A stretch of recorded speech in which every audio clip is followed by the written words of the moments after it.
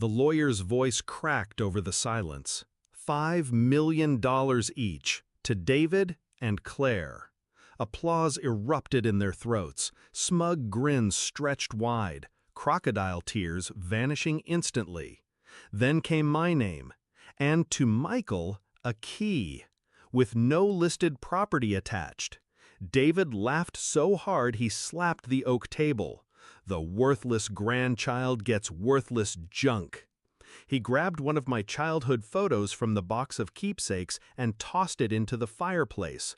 Flames swallowed my smile. I didn't move, didn't flinch, didn't blink, because the key was already burning a hole in my palm, and I knew exactly what it opened. Grandma wasn't a woman of noise. She spoke in riddles, hid her affection in puzzles, her lessons in silence. Everyone thought she favored David and Claire, her golden grandchildren. They got the vacations, the spotlight, the inheritance. Me? I got her errands, carrying boxes, fixing the hinges in her attic, cataloging her journals. Nobody noticed, but those chores were her way of teaching me the map. The last time I saw her alive, she pressed that key into my hand. "Not everything of value shines," she whispered. I thought it was just another of her cryptic lines. I didn't understand until the will was read and I saw David's smirk. I left the funeral without a word, no scene, no confrontation, just quiet. That night, I drove to the north end of town, to Grandma's forgotten storage facility. The key slid into Unit 317 like it had been waiting decades for me.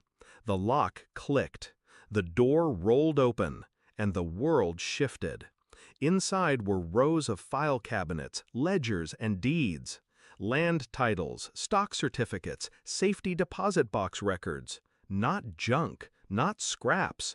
The true empire she had built in silence. David and Claire got cash. I got the machine that made it. I didn't rush. Impulses are for fools.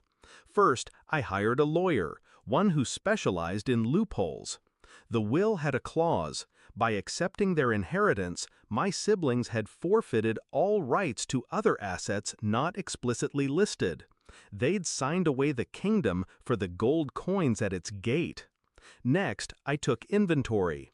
The storage files traced decades of hidden acquisitions.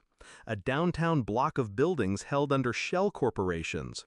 Oil shares she never declared to family. A collection of rare art appraised higher than the checks my siblings clutched. I registered everything under a trust, my trust, quietly, legally airtight. Weeks passed. David and Claire spent like addicts. New cars, designer clothes, vacations plastered across Instagram. 5 million drains faster than most imagine when you've got arrogance and no brakes. They laughed at me during our one obligatory lunch. "Still holding that rusty key, Mike?" David sneered, sipping champagne. I just smiled. "Keys open doors. Some you don't even see yet." He rolled his eyes. He didn't know he'd just toasted to his own irrelevance. The climax came at Thanksgiving. The family gathered in the mansion, Grandma's mansion, that my siblings believed was theirs by association. They sat at the table bragging about returns from bad investments. Claire boasted about a boutique she was opening, financed entirely by her inheritance. David mocked me, again in front of uncles and cousins. Mike's probably renting a shoebox somewhere. Maybe he can hang that rusty key on the wall, his only decoration. Laughter circled the table. I waited. I let them gorge on turkey, wine, and ego. Then, when silence fell for grace, I slid an envelope onto the table. Deeds, titles, trust agreements. Every building, every share, every painting. "Funny thing," I said, my voice calm, almost gentle. "That rusty key opened the archive to everything Grandma didn't want in the wrong hands. You took the money. You signed away the rest." Claire's fork clattered to the plate. David's smirk cracked. What are you saying?" he stammered.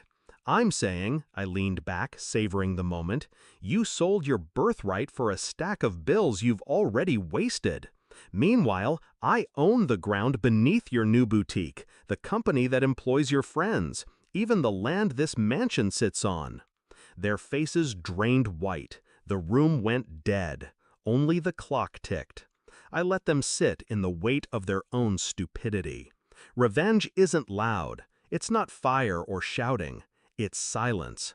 It's watching their laughter rot into fear when they realize the game ended before they even knew they were playing. I didn't raise my voice. I didn't need to. Their downfall was self-inflicted. I just turned the key.